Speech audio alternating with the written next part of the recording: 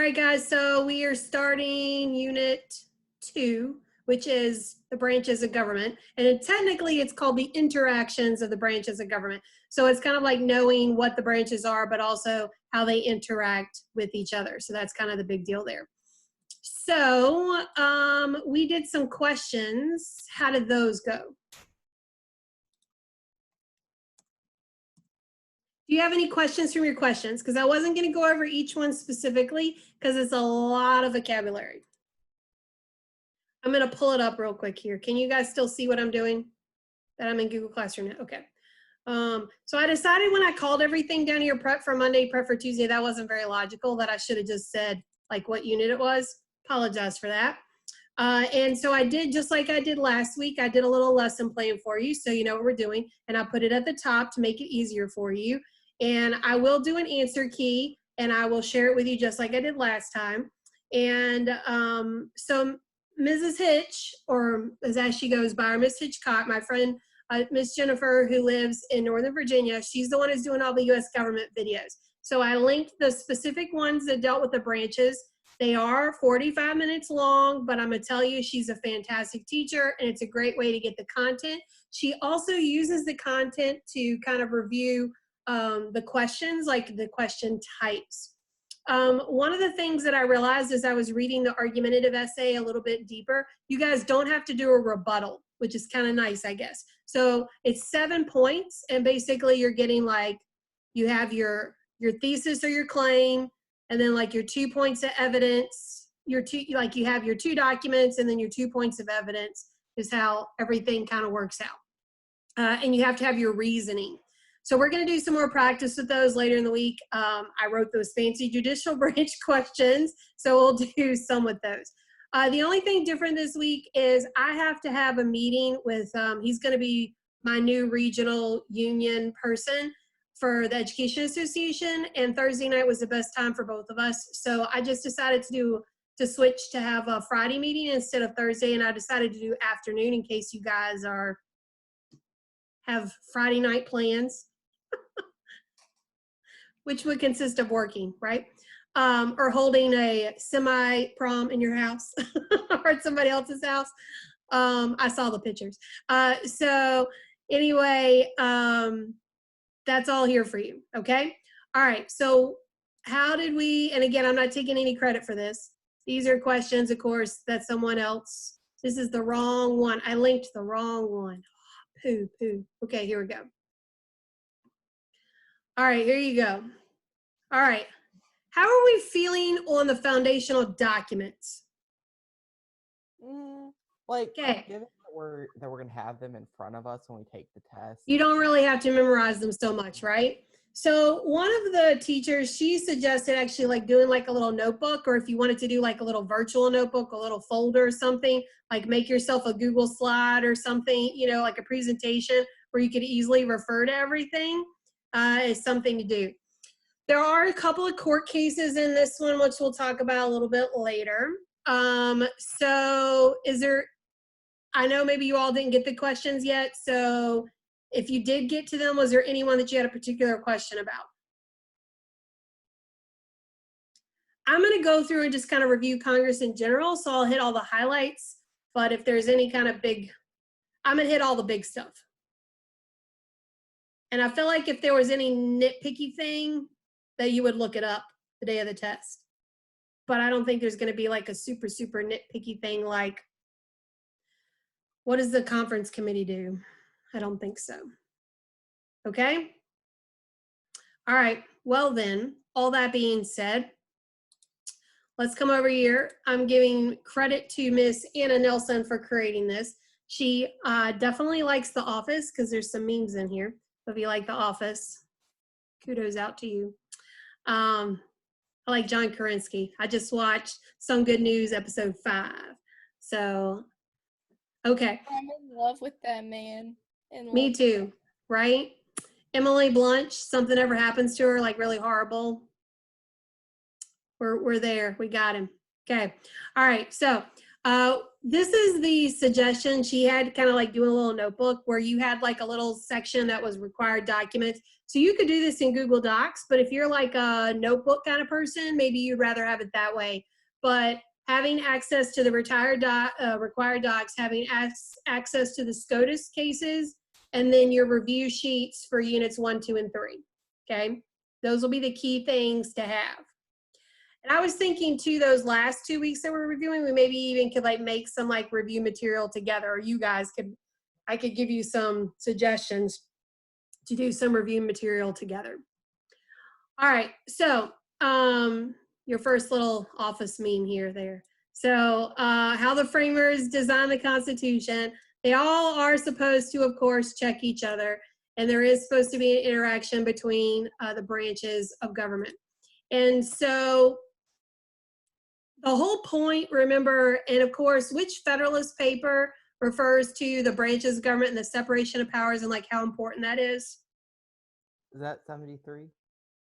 So we got to know 10, 51, 70, and 78. 70 is the president, 78 is judicial branch. So is it 10 or 51? 51. 51. Yes, because 10 is about what? Factions. Factions. Yes, exactly. So in Federalist 51, it talks about how important it is that these, to keep the one branch from having kind of tyranny over all the others. And so our 3 branches of government, of course, are Congress, which makes the laws, or if you could say makes policy, and then the executive branch, which enforces the laws or carries out the laws, and the judicial branch, which we always say judges the laws. And they work together. Some people sometimes will call bureaucracy the 4th branch of government. Bureaucracy is, of course, under the presidency, and the bureaucracy is the one who really implements and truly carries out all these things. Like, this is a question that often comes up. Who makes policy? Congress makes the policy. But who implements the policy? The implementation of the policy happens in the hands of the bureaucracy. And that's a very important distinction, because this is when, and I'll just say this for a minute, as we get a little bit into rulemaking, which is the bureaucracy. Like, so if we pass a law that says all essential businesses are closed, that we have to have social distancing, no more than 10 people inside of a place, any kind of business.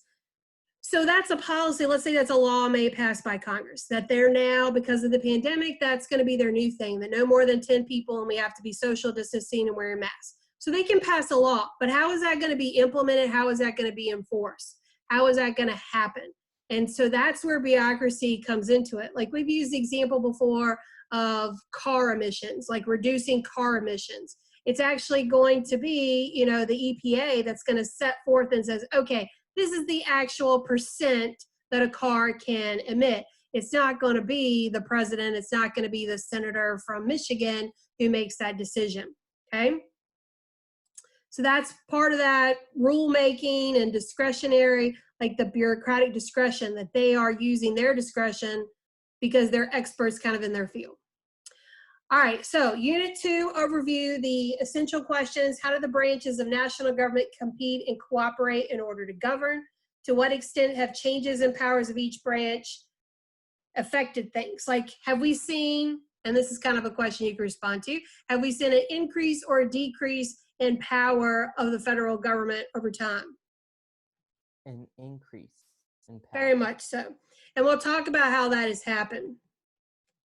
Okay, so the big idea is that the Republican ideal in the US is manifested, so it's seen, made known, in the structure and operation of the legislative branch.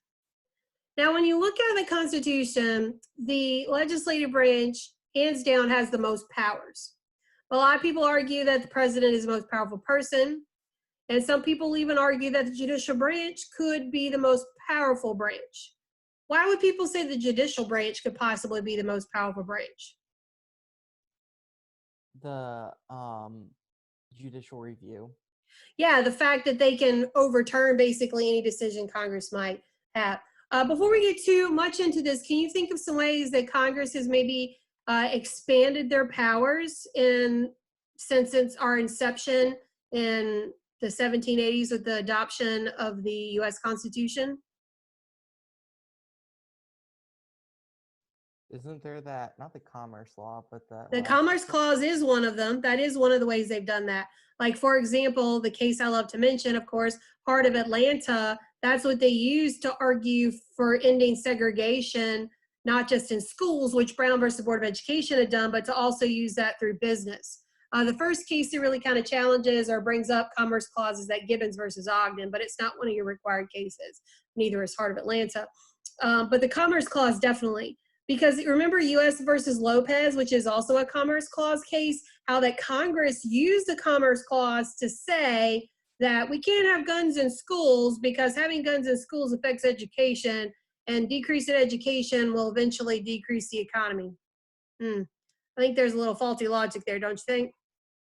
And the Supreme Court thought so too, right? The Supreme Court said, yeah, no, we're not buying that argument. And so this is where Congress tried to overstep their powers, and the Supreme Court said, no, that's where that great check comes in there. All right, so Commerce Clause is a great one. Who's got another one?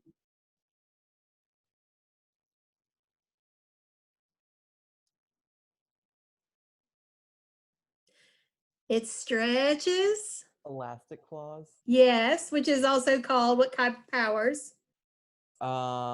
Enumerated.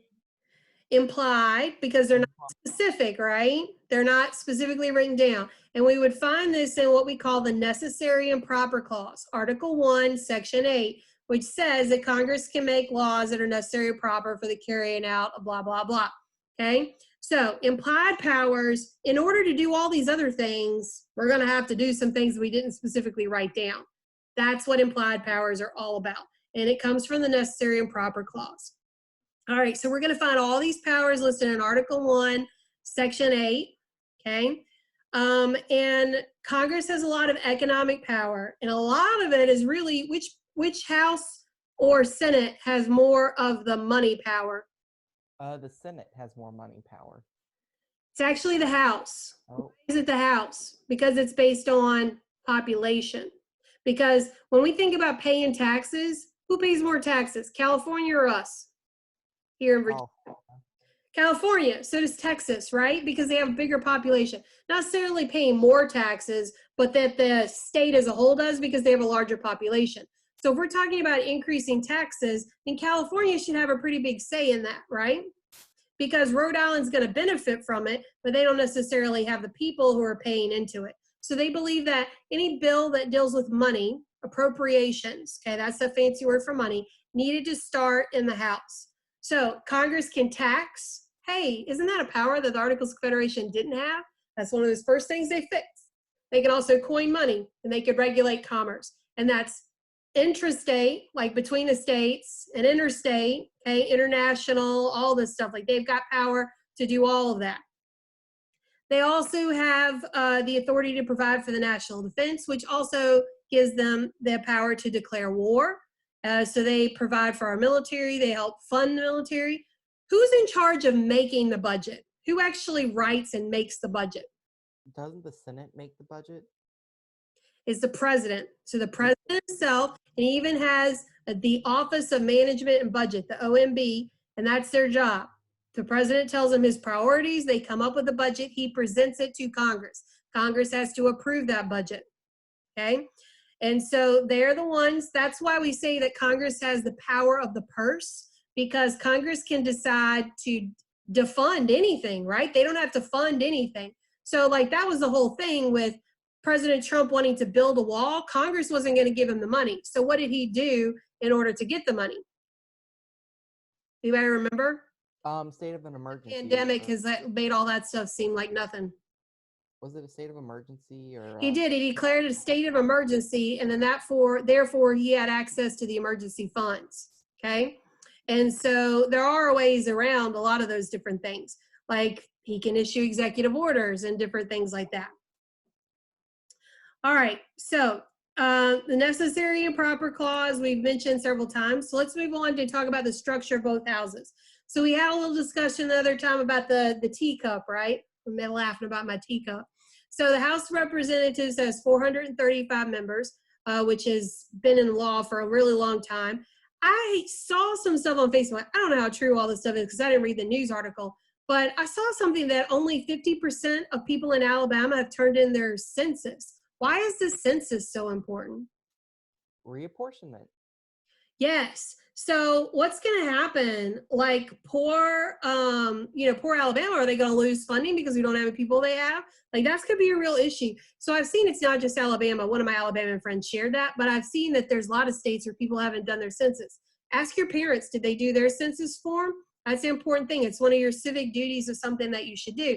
So reapportionment, exactly. That 435 is our cap. How are we going to redistribute that? And that only happens every 10 years. That's a big deal because your reapportionment could lead to redistricting in your state, right? So Virginia, we got 11 right now. Hey, we'll take some more if poor Alabama doesn't want them, right? We'll take some more representation in Congress. All right, so let's think about what are some other specific jobs of the House and the Senate, how they differ.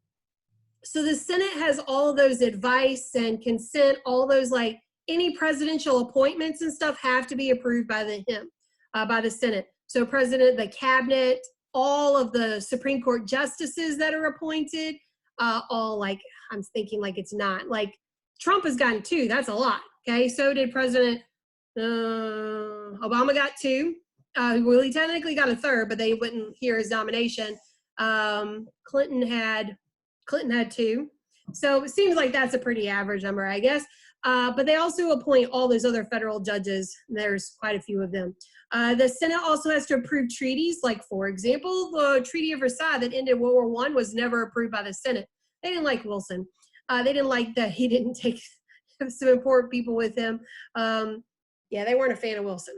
And then for impeachment, remember who votes on impeachment? Now, we should all get this right. Now, we just saw impeachment happen recently. Who actually drafts the impeachment articles?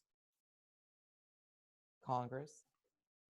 The House, yes, the House of Representatives. So they're the ones who decide whether or not the president should be impeached. So the House said, yes, we want to impeach the president. And the Senate then votes. And who presides over the impeachment trial? It's not the vice president, because he could possibly gain, because he's, remember, the head of the Senate. And the Senate, the president pro tempore, the oldest, longest serving person in the Senate, fills in when the vice president's not there. So who sat over the trial? Wasn't it the Chief Justice? It is the Chief Justice because they're seen as to be kind of impartial and it's out of that. Okay. All right. Tell me a little bit about the bill making process. So we know that bills that start with money deal in the House of Representatives. So let's say that we've decided to pass some more relief fund for the pandemic. Okay. And that we think that the extra, that the $600 that's being provided by the federal government for unemployment is not enough. So we decide to do $800.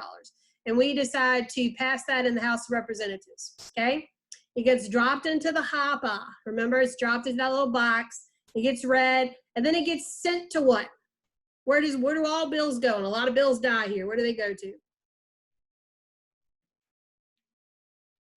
I'm thinking of the Schoolhouse Rock thing. Yes, I'm just a bill on Capitol, and now I'm sitting in committee. So they go to committee. They go to committee, and a lot of bills die in committee, and they talk about that in the song, and they never make it out of committee. If you make it out of committee, then you got to go to the Senate, and it gets voted on the floor. Then you go to the Senate, and the process starts all over again. And then you go to committee. It gets written. If the bill is not in the exact same wording, that's when you have that committee that comes together, right? That conference committee that comes together to say, okay, let's get in the exact same wording. Then where does it go? To the president. And then the president at that point has the right to veto. Congress can override the veto with 2/3. It only takes 50% plus 1 to pass it, but it takes 2/3 to override it, which is difficult because you have to have a supermajority. And neither one of them right now have a supermajority, and the threat of a veto often is enough to even get something killed, okay?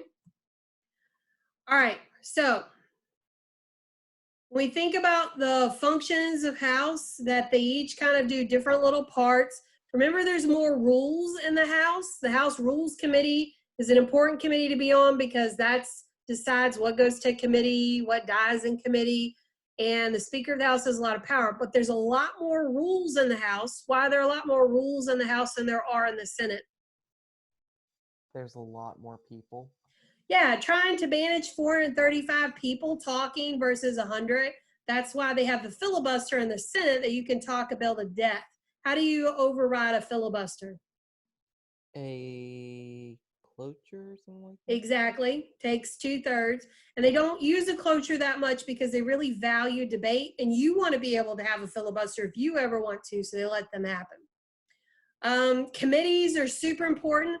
Committees are a great example of an informal amendment because they're not mentioned anywhere in Congress, anywhere in the Constitution, yet we couldn't function without them. All right. One of the big things, I'll mention this because it's on this slide, that the Congress has to do with the budget is that the decision between discretionary and mandatory spending.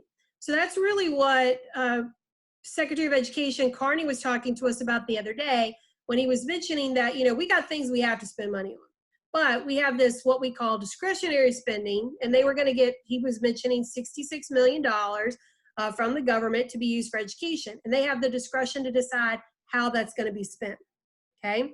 That's kind of like, it is a categorical grant in the sense that it's going to education, right?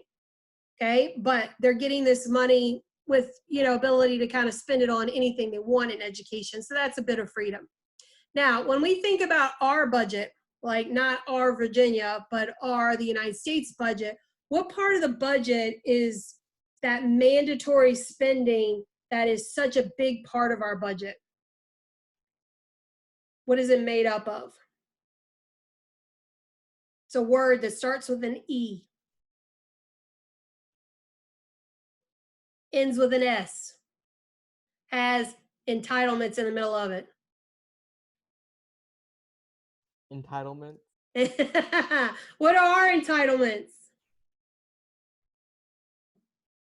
Social Security, Medicare, Medicaid, the things that because you're human, you should be entitled to have, right? That you should be taken care of. When you retire, we take care of you. Those kind of welfare, for the good of people kind of things. It also includes it's the things that we can't change, government pensions, things like that, our veterans. Now, past that, those entitlements of Social Security, which is the biggest one of those, then we have discretionary spending. What is our largest discretionary spending fund? Da-dun-da-dun, the military, right? Okay, so that's how we decide, and that's what we talk about, how that any person who's running for office, that if we're going to balance our budget, we are going to have to cut spending and increase taxes. And sad to say, I can't imagine anybody getting elected for that. We can't even balance our budget. So remember, we haven't had a balanced budget since President Clinton. And there have been several people that have tried to push through a balanced budget amendment, but that has not happened. We in Virginia, we have a balanced budget amendment. Like, we have to have a balanced budget in Virginia. All right. So, divided government. Do we have divided government right now? Yes. Yes. Did we have divided government before last November, before January, before we had the midterm elections? No. When President Trump was elected, we had a Republican Senate and a Republican House and a Republican presidency. Right now, we have a Republican president, we have a Republican-led Senate, and we have a Democratic majority House. So we have divided government right now. Divided government means that we're going to see a lot of partisan politics. Remember that partisan means that you stick with your party, that you're not likely to cross the aisle. Bipartisan is two parties working together. Now, in order to get this stimulus checks and all this COVID-19 aid and different things, there had to be working across the aisle. The first ones that came out, the first COVID stimulus plan, every single Democrat voted against it, okay? And so they voted very partisan. But since then, there's been different changes. this kind of also, I think, leads a little, the party influence is really strong. I don't know if you remember, we watched this video and it was interviewing a member of the House, and he was going to vote. He was going to go vote. He didn't believe in the bill, so he was going to go vote against it. So he was voting like at a different time, and he remembers somebody coming up behind him and basically saying, and like, don't do the wrong thing. And it was John Boehner, reminding this new congressman that he needed to vote the right way. He needed to vote with his party. And so there's a lot of pressure to vote with your party. And that party loyalty is important, and how you get appointed to committees and different things. If you're not liked, you may not get onto some of those places that you want.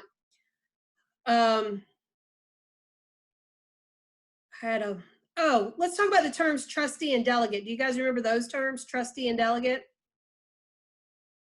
So like, how do you vote? Do we want somebody who is doing what is for our constituency, like what the constituency wants, or are they doing what they believe is best, which often is along party lines? Those are kind of those two differences in those.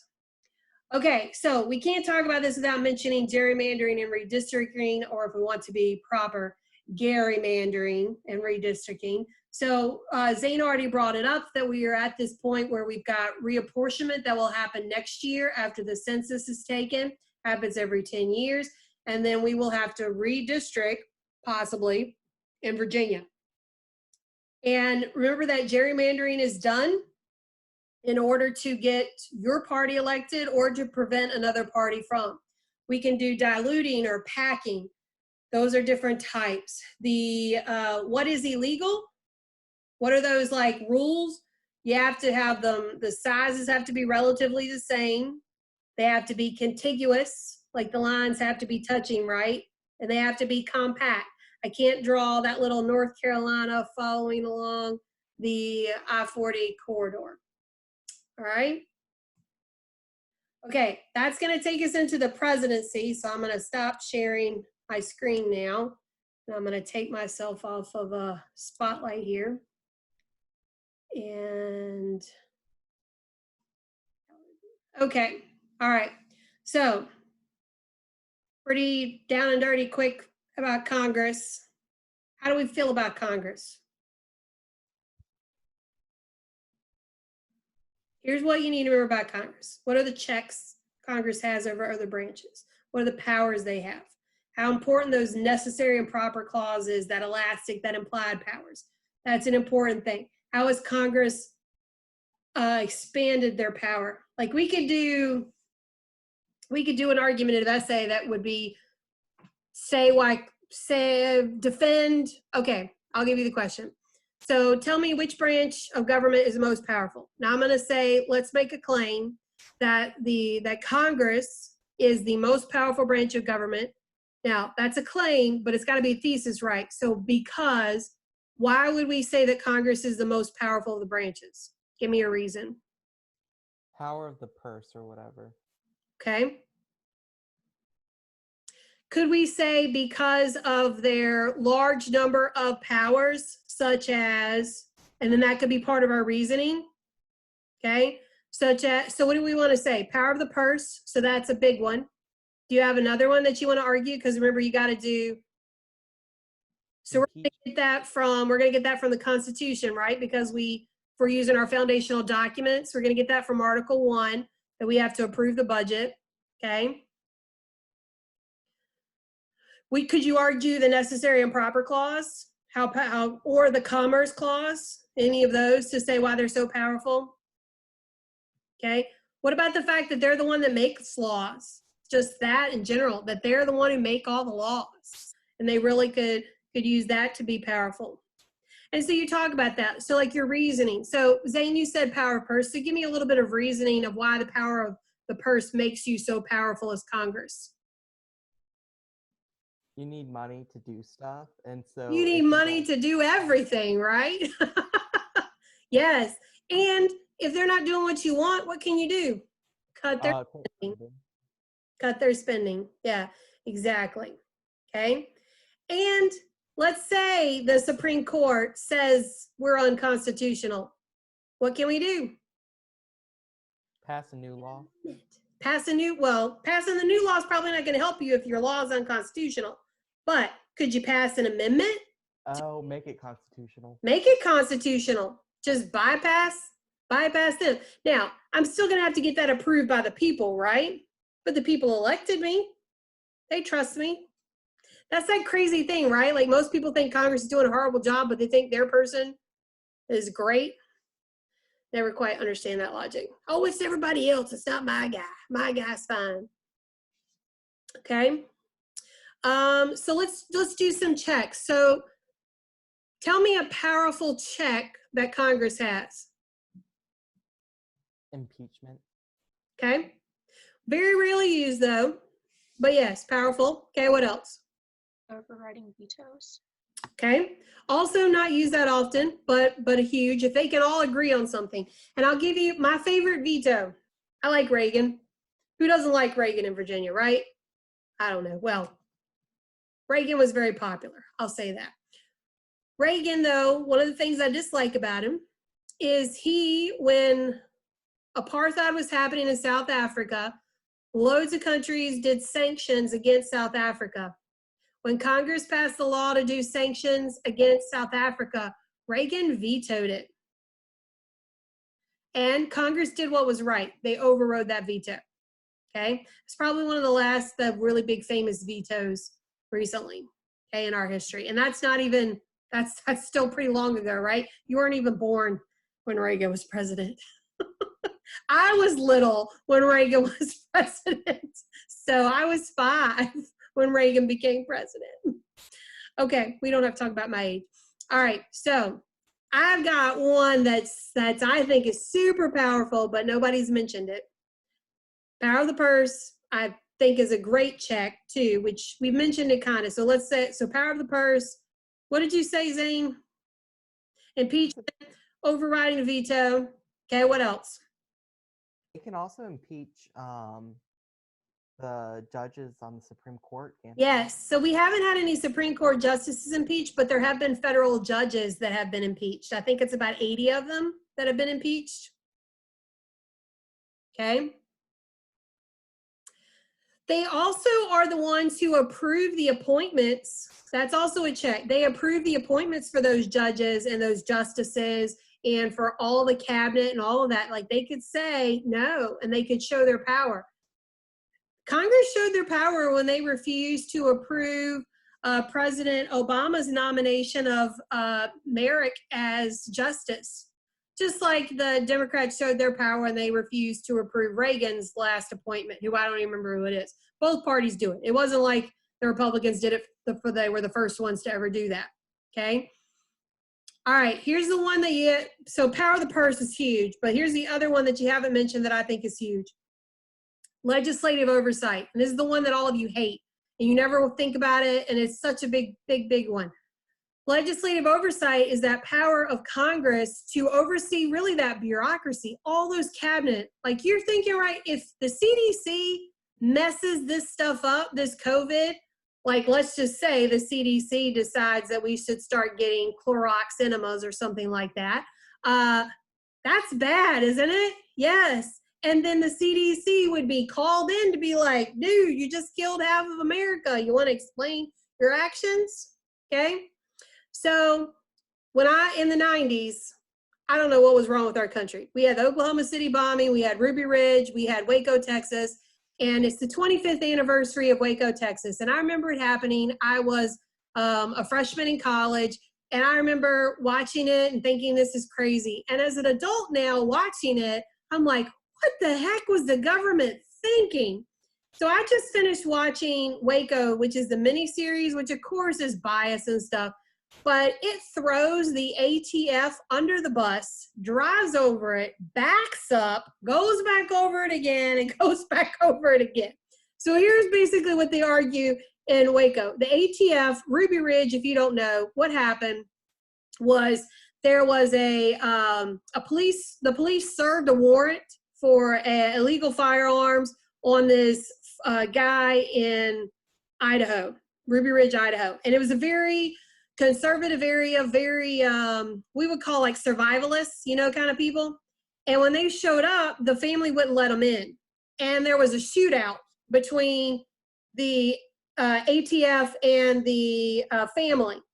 And they killed one of the sons, and an ATF agent was killed too.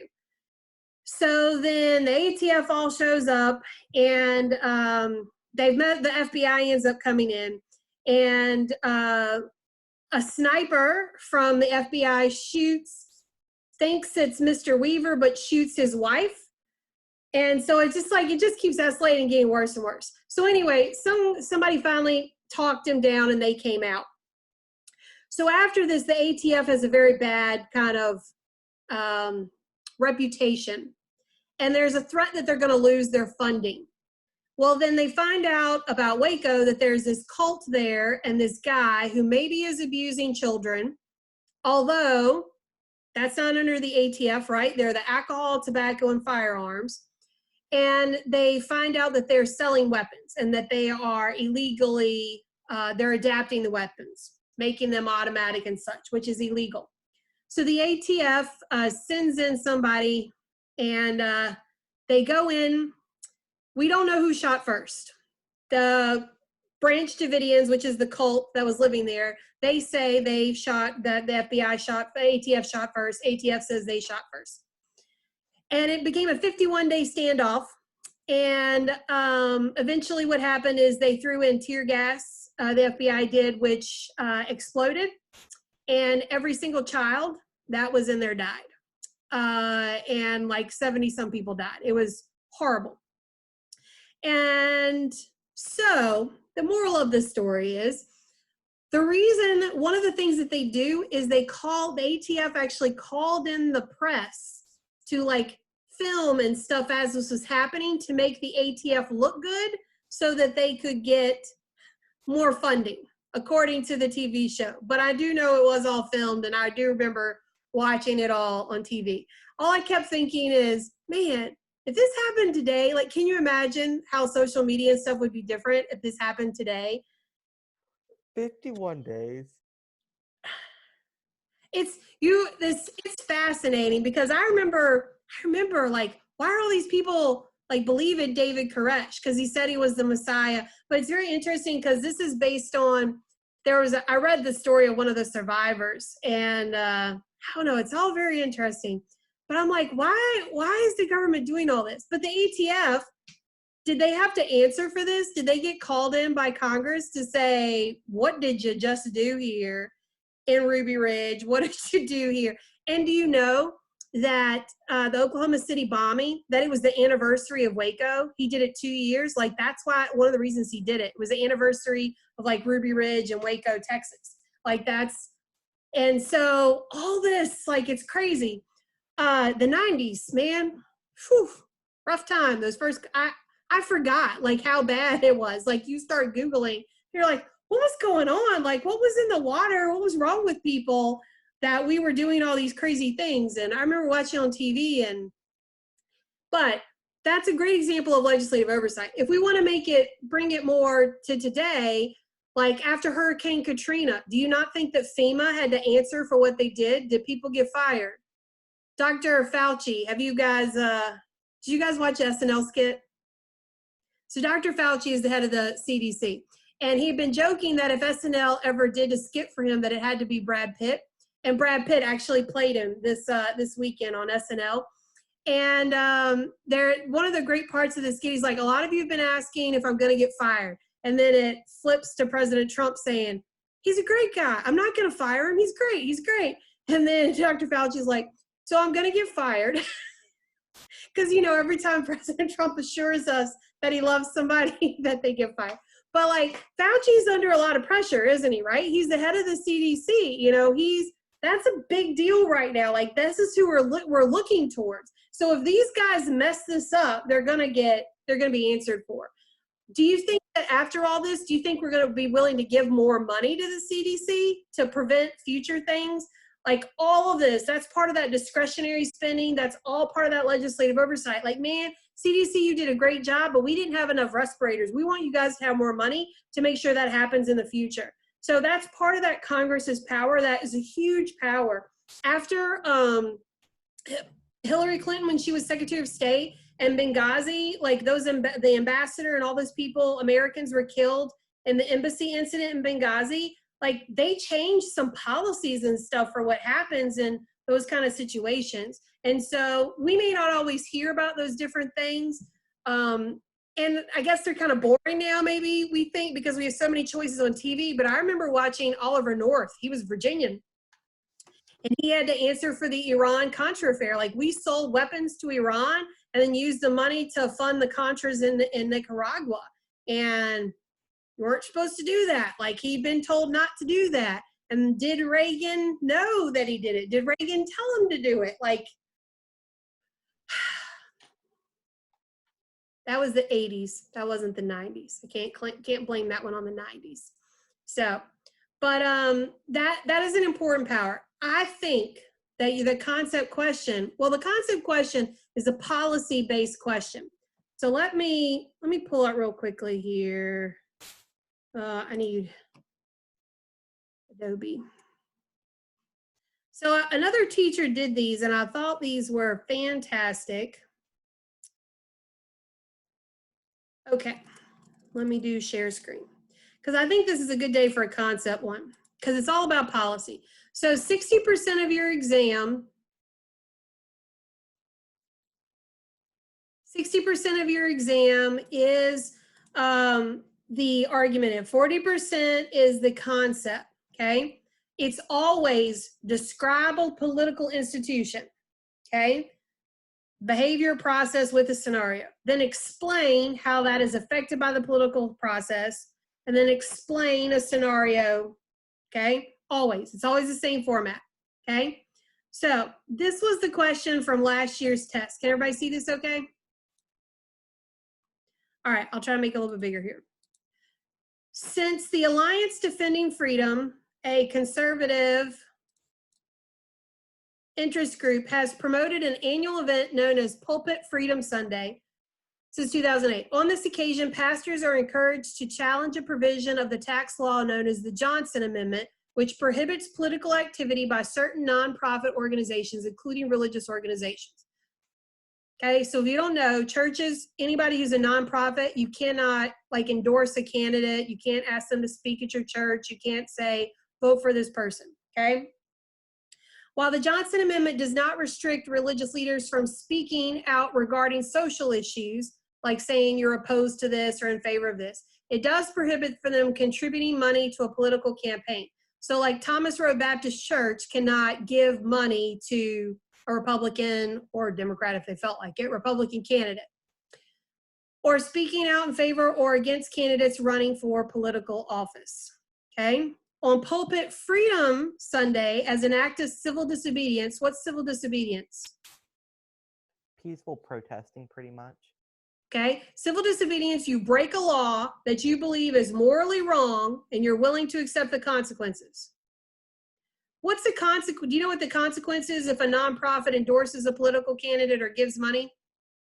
I feel like they lose their status. That's exactly what can happen, okay? So pastors and religious leaders preach openly about the moral qualifications of candidates seeking office. Now, they're not really breaking it because they're talking about what? Moral qualifications of the candidates, right? As long as they're keeping it to generalizations, they're fine. But if they say candidate A does not have these moral qualifications and candidate B does, that's why you should vote for them, that's where the problem would be. Does that make sense? You follow? Without my explanation, do you think you would have understood the Johnson Amendment enough to answer the question? Okay. So after reading the scenario, please respond to A, B, and C below. Describe an action Congress could take to address the concerns of the interest group in this scenario. So it's always describe an action, and it's always related to one of the branches of government, okay? So what could Congress do to address these concerns? Pass an amendment. Okay, So they could pass an amendment that would then have to be ratified. Is there something that they could do that Make wouldn't a- have the states have to wait on the states? They can make a law. Okay. Easiest action Congress can do, make a law. They could make a law that says nonprofit religious organizations will not lose their status, blah, blah, blah, if they endorse a political candidate. They could still keep the money part, but they could maybe do something with the endorsement part, okay? So they could amend or repeal the Johnson Amendment, okay? In the context of the scenario, explain how partisan divides could prevent the action described in Part A.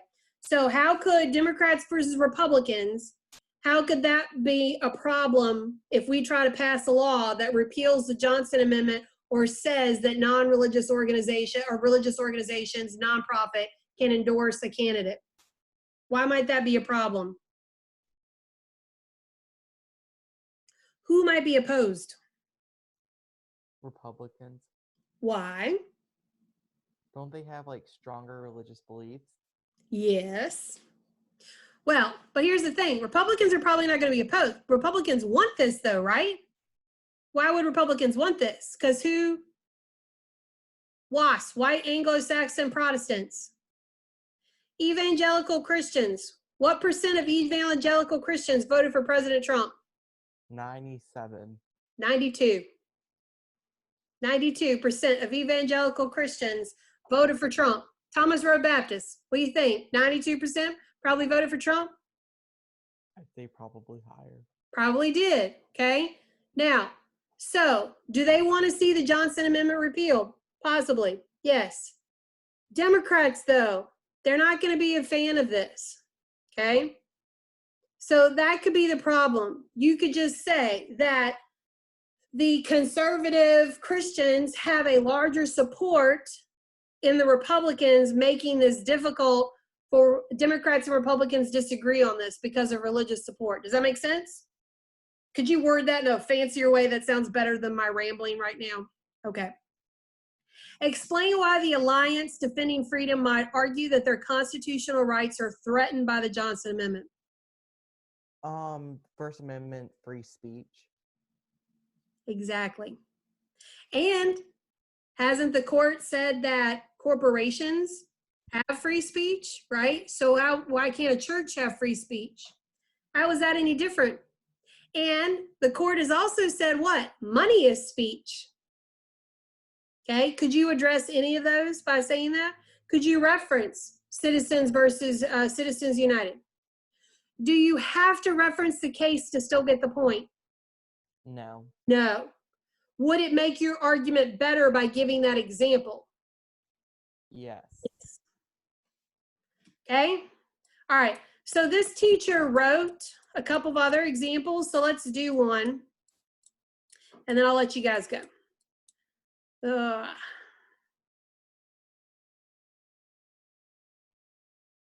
right. The Security and Exchange Commission today charged Elon Musk with securities fraud for false and misleading tweets about potential transaction to take Tesla private. Musk tweeted to his followers that he would take Tesla private at $420 per share, that funding for the transaction had been secured, blah, blah, blah. The SEC's complaint alleges that in truth, he had not discussed specific terms. Corporate officers hold positions of trust in our market and have important responsibilities to shareholders, blah, blah, blah, blah, blah, blah. Okay, let's get to the question. Describe the role of the Securities and Exchange Commission in the context of the scenario. So what is their job? What is their job? We've never talked about the Security and Exchange Commission. Can you figure out what they do here? They regulate commerce. Okay. So what's the specific concern here? Okay. They charged him with false and misleading so we're talking about stocks. Can you understand that this is a sale of stocks and stuff? Because it talks about shares. Okay. So they're regulating business transactions, right? So you guys know who Martha Stewart is, right? fancy cooking lady, you guys know she went to jail, right? I have a picture of the prison. Do you know why she went to jail? She sold stocks using insider information. Yes, it's called insider trading. So she knew that a company was going to sell or do something that would have lowered the value. So she had insider information and she sold her stock based on that information and made a ton of money. That is illegal. Okay. So basically, they're arguing that Elon Musk kind of did the same, not insider trading, but he lied to people, gave false information. And the Security Exchange Commission, that's what they do. They regulate and make sure that people aren't lying about stuff. Explain how Congress can affect how the SE acts in the roles described in Part A. They can pass a law. Okay. What about legislative oversight? Can they not help? Can they not review and see what they do? Legislative oversight's a good one. You don't like it, but it's a good one. Suppose there's a vacant seat on the Securities and Exchange Commission and the issue in this scenario is still pending. In the context of the scenario, explain how the process of selecting a new commissioner illustrates oversight and accountability in the bureaucracy.